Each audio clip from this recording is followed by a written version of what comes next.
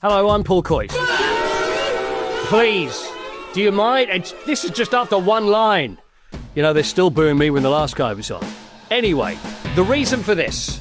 Arsenal are currently top of the Premier League in the title race. Is that the reason for the boo? No. And yet their own players are being booed. But for those uninitiated who have never done it, and never said it, and never read it, what exactly is a boo? To say boo is to show disapproval of a speaker or performer, in this case, the Arsenal players or manager. A couple of frustrating results, a big defeat, and suddenly the atmosphere has turned even while they're leading the table. So here's the question for you. Do you think that fans should ever boo their or your own team, especially when they're winning more than they're losing? I'm Paul Coyte. Welcome back to Sport on GB News Originals. So let's talk about Arsenal, shall we? Arsenal recently suffered a rare home defeat, and it really was rare this season, which is their first in all competitions, by the way. Now, what followed really raised eyebrows far beyond North London. Players and the manager were booed at full time for losing one game. And across the football world, rival fans piled in too. Accusations of entitlement, unrealistic expectations, a fan base demanding perfection. Well, let's hear what the manager, Mikel Arteta, had to say afterwards. As part of the demands and the expectations that we want to win, and that's it. And individually, everybody can react in the manner that they need.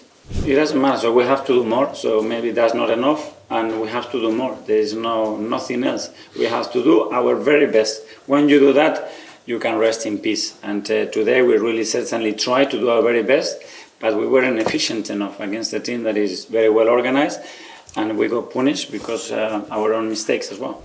So Arteta's message is pretty clear. Standards matter and the team must do more. But this debate goes beyond one club or one result. Booing is nothing new in football. Have you done it? Have you? What is new is the speed and scale of the backlash. Well, social media dissects every single pass within seconds. Highlights are instant. Wages, of course, are higher than ever, and scrutiny's become relentless. Some argue that boos are part of football. It's just honest feedback from paying supporters. This is where I stand on the whole thing. Listen, booing's not great. Booing, I shouldn't think, helps. But when you pay a lot of money to go and watch your football team, you have every right to be able to do that. You get managers and you get players who will then come out afterwards and say, we expect more from our supporters. The supporters are the 12th man or 12th supporter, so they need to be part of the team. That's all very well being part of the team, but let's not forget, this is entertainment and people pay a lot of money to be entertained. Footballers get paid a huge amount of money, which I'm not saying makes any difference, but the fact is they don't really have the right to start pointing the finger at the crowd and saying, you really mustn't boo us, because it's really not respectful to us. We're professionals out on the pitch and you really can't do this. Yes, as I say, we know it doesn't really help, but fans have a right to do that. It's fans that are going to be at these games, day in, day out, whatever the weather's like. Supporters are in this for life. Players can only be in it for a couple of years, but supporters, although it doesn't help always, still have the right to voice their opinions, in my opinion. Others say it damages confidence. It undermines young players, turns pressure into panic. There are studies actually that suggest that booing can actually influence performance, not always the way that fans think. Now, research in sports psychology has found that sustained negative reaction from crowds can distract players and shift their focus away from the game itself.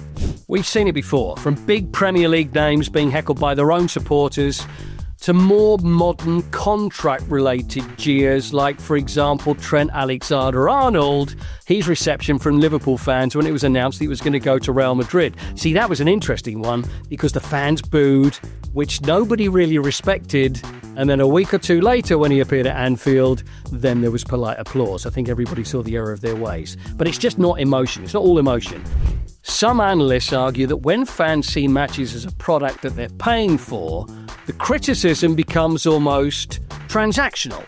If the team isn't meeting expectations, fans feel entitled to voice displeasure. So where's the line? To find out, we asked football fans directly. The expectation that the team is going to do well following years of investment and significant increases in the cost of tickets have gone up quite a bit over recent years. I think that means that just below the surface, that frustration bubbles through. Personally, I thought it was unreasonable. I didn't feel the team played particularly badly. Perhaps not quite at the level that we're expecting them to be. The human beings were still 4 points ahead. I think Arteta himself will be under a lot of pressure, not just from the fan base, but more generally, if Arsenal don't produce significant silverware this year. My season ticket is £1,100. So it's a significant investment of people's time and money. And that's translated into lots of investment on the field. I don't think it's unreasonable over time for the fans to expect that they're rewarded for that level of commitment. But I think it was a bit premature to boo the team off the field last week. Do you think fans should be able to boo their own team? Yes, I do. I do believe that, because we pay our money, we support them, we take a lot of pressure for them. And if we're not happy with their performance, we must be allowed to show or express our emotions. Do you think it's a little bit odd with Arsenal, though, because that was their first home loss of the entire season in all competitions and they got booed? So do you think it's a bit much? No, because I'm a Manchester United fan and we've been waiting patiently like a sniper for years for this. I've told my friends, because right now none of my friends can talk to me, Arsenal fans anyway. Liverpool fans are on my side for some reason, because Arsenal fans have a way of being a bit too much, if you know what I mean. I mean, with the results that Arsenal is having, I don't think they should build, because if they lost first game at home, they should look at the whole picture.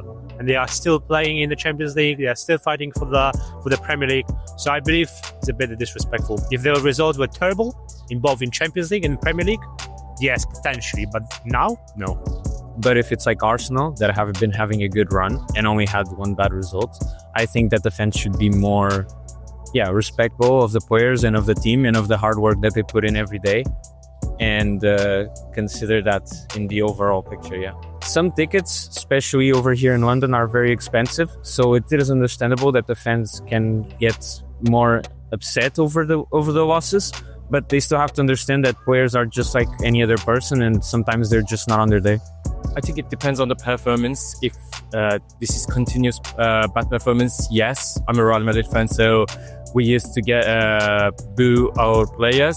So, but not for losing 1 or 2 matches. No, that's not fair, I think. Well, some strong opinions there, obviously, but this is not new. Booing's not new at football. I mean, if we go long before social media, long before instant replays, long before television, long before football was invented. Okay, maybe I'm going a little far here, but there were players that felt the weight of the crowd every single week. When I was a kid, John Pratt was one of my favourite footballers. He made 415 appearances for Tottenham Hotspur. He won a UEFA Cup winning medal. He won 2 League Cup medals. But he was no stranger to boos from his own supporters. So, what does that do to a player? And does crowd pressure ever really help? John joins us now. Look, firstly, I mean, we're talking about the booing and how it can affect players. So many players have been through this. I mean, you went through it a little bit, didn't you, back in your day? Well, what you normally find is, Paul, that homegrown players, you mentioned earlier about Trent Alexander, he's an homegrown player. You normally find that the get out for crowds or home fans are normally the homegrown players, because the expectation level, sometimes isn't as high. They're expecting these multi-million pound players to do it. So the dog's bodies, i.e. us, who came through the ranks, so to speak, we'd sometimes take the brunt of it. Bill Nicholson and Keith Burnshaw and Terry Neal for a year, pygmy. So I was going out there living my dreams, doing a job that I loved doing. Yes, I think once it got to me when we were playing White Hart Lane, I think it might have been Manchester City, and I would have liked to have been having a bad game. I was terrible. And at half time, I walked in and I expected to be taken off by Bill Nick. But I went out for the second half and I was on the East Stand, which is where the shelf used to be. You being a Spurs supporter would know where that was. And I'd only been on the pitch 5 minutes into the second half and my number come up. Bill Nicholson substituted me. And as I was walking across, the crowd were all, booing and one thing great and clapping actually, because I was being taken off. And I got to the centre circle, I just turned round and blew kisses to them. Sometimes you have to fight fire with fire. And in the end, I had the infamous song, he's here, he's there, he's everywhere, Johnny Pratt. So, as long as you put in a shift as a player, you shouldn't be worried about what the crowd. I mean, if they're for you, it's great. If they're not, then so be it. It's like going away. I mean, the worst place in the world to go and play is Liverpool. I mean, because if you're defending the Cop End, I mean, I've been talking, I used to shout to Philip Bill if we were defending a corner and I couldn't hear myself speak. I couldn't hear him. So it was just mine. It was good that I was good at lip reading. So, yeah, you've got to give the crowd something to cheer about, whether it be effort or whatever. I mean, I remember Bill saying to me and Stevie P, Steve Perriman that is, first 5 minutes, I want you to go rattling into some tackles. So the first 5 minutes, and of course, all the crowd cheered. When we went flying into these tackles, the crowd cheered and everyone started getting going. But obviously, there's the infamous one with me and Bill was that we were playing at Old Trafford, and sometimes we didn't think Bill had a sense of humour, and said, "Well, what's it like playing at Man United?" He said, "Well, at Man United, 55,000 people will hate you. At White Hart Lane, only 45,000 people hate you." And we didn't think Bill had a sense of humour, but he was quite up. He was serious. He was serious.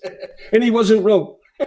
But the thing is a difference, though, isn't there, John? It's one thing when the opposing fans boo you, that's fine, because that usually means that you've got something and there's a reason for doing it to try and put you off. But it's when the home fans then do it. Now, it's wrong. I say it's wrong. It doesn't help. Of course, it's never really going to help doing it to your own player. But do you think fans have got the right to be able to do it? Because you get managers and other players saying it's disrespectful, you can't do that, you're not allowed to do that. How do you feel about it? Well, I suppose probably it's the old cliche. They pay their money, and they think is that right though? Do you think that is right?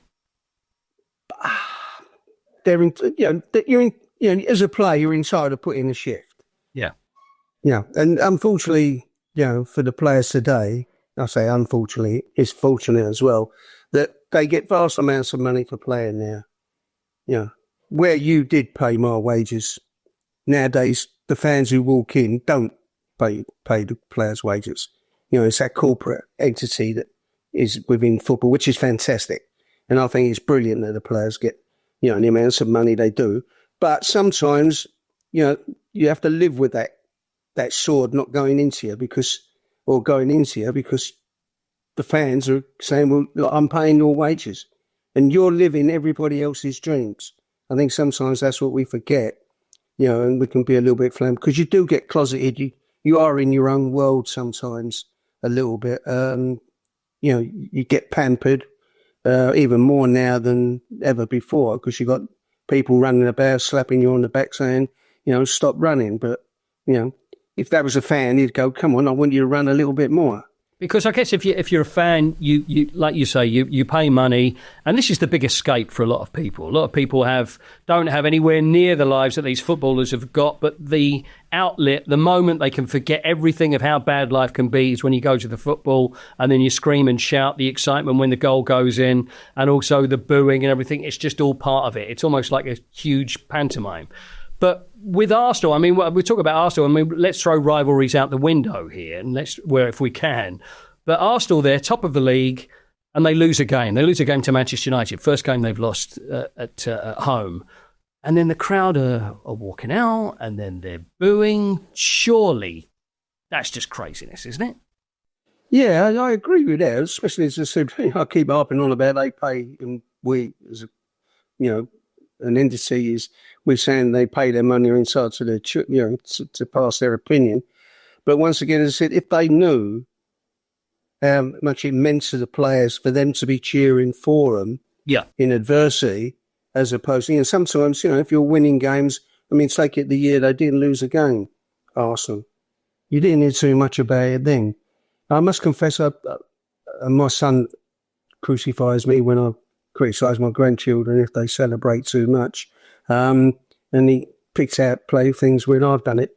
But the celebrations now are just, in my point of view, like, if you score a goal, the first couple of people round you, but now you're getting like all the 20 substitutes that they've got nowadays all come running on, and, no, get a life, get back, score another goal. Don't tell me you never hugged anybody, John, when you scored a goal. I don't believe that for a second. I did. Yeah. But it was only one, and I had to jump because, Martin Chillers, Pat Jennings, Mike England, we're all, and Gilzine, we're all taller than me, so... and Martin Peters. But, I must confess, I am you pay your money, give me a shift. And in my own sort of era was that, yes, was I the most gifted player? No. Did I put in a shift? And that's what supporters, to this day, are always very grateful for, that, all right, you might have messed one or two things up, but the effort you put into it.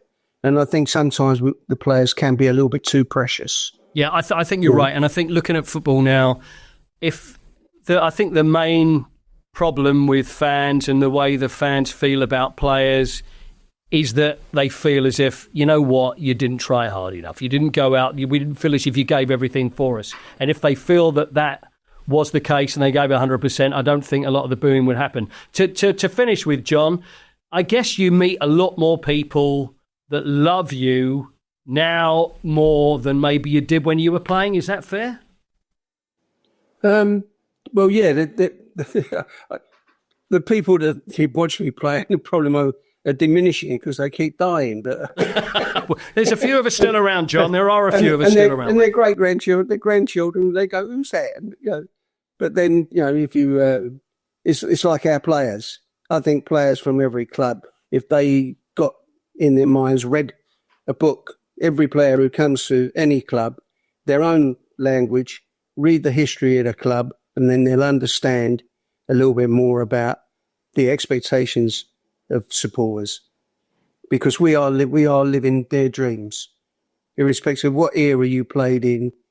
We lived their dreams, and we were fortunate enough to be able to go and play football. And how bad is that? Absolutely, John. Really good to speak to you. You know, you were always my favourite. There was never a boo anywhere near from me. I appreciate it. Thanks a lot for your time. So there's John Pratt. I'll tell you a quick John Pratt story. When I was a little boy, I was taken to see Spurs train. And it was, it was like a 7-year-old. And there was John, and he was training with the rest of the team. Anyway, I kicked a ball, and it went off to one side, and I put my hand up, and the ball hit my hand. Anyway, John came over, and he said, "Are you all right, son?" And from that day to this, I still remember it like it was yesterday. So still, John, a bit of a hero because of that. And it shows any other player, when you get any player meeting kids, something that they will never, ever forget. And I never forgot John. So thanks, John. And I'll never boo him. So it's never, ever going to happen. His story tells you one thing then, I guess, that booing your own players isn't new. He went through it, but then he came out the other side. And it's almost like the players now need to appreciate more about how important the fans are. So what is new? Is doing it while you're still at the top. And that's why Arsenal hit a nerve. Not because they lost, but because they're still in it. And as we say, it's about effort. And that is what fans want to see from their players. Fans can vent. That's football. But when boos arrive before the season's even turned, you do wonder who they're really helping. If you've enjoyed this episode, don't forget to subscribe for more. There will be a lot more. And this has been Sport on GB News Originals. I'm Paul Coyte, and thanks for watching.